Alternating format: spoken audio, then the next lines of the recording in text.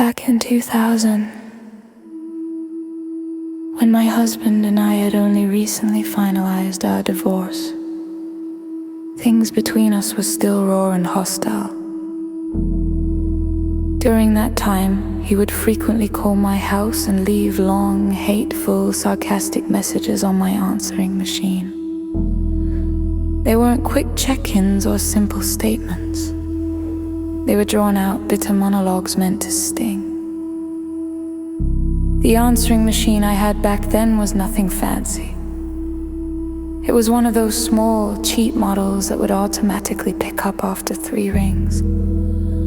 When it did, the outgoing greeting would play. And then, as the caller began leaving their message, everything, both the greeting and the incoming message, would play out loud over the speaker in real time while the tape recorded. There was no privacy feature, no digital screen, just that little machine sitting there doing its job. Whenever my ex called and started leaving one of those messages, and I happened to be home, I would stand there and talk right back to it while he was speaking. I'd make snide comments under my breath, sarcastic remarks, sometimes outright F-yous, basically venting my anger right over his voice as it recorded.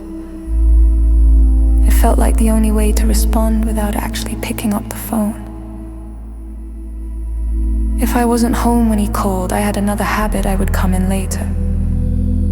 See the red light blinking, that small but unmistakable signal that there was a message waiting. And I'd press play as his recorded voice filled the room. I'd do the same thing I did when he called Liv. I would talk back to the machine. I'd mutter snide comments, curse under my breath, and respond to whatever he had said as though he could somehow hear me. It became almost routine. Then one day, I came home and saw that blinking red light again.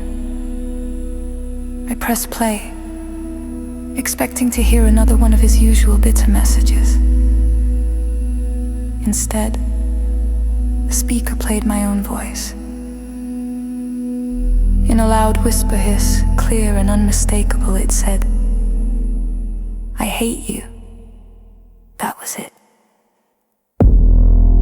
No background noise, no sarcasm, no 4-letter words, just those 3 words spoken in a way that sent a chill straight through me.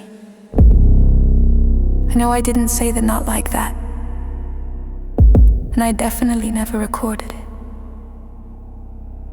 There were no F-yous, no commentary, nothing like I usually did. Just that single phrase delivered in my own voice. After that, I never again talked back to the answering machine.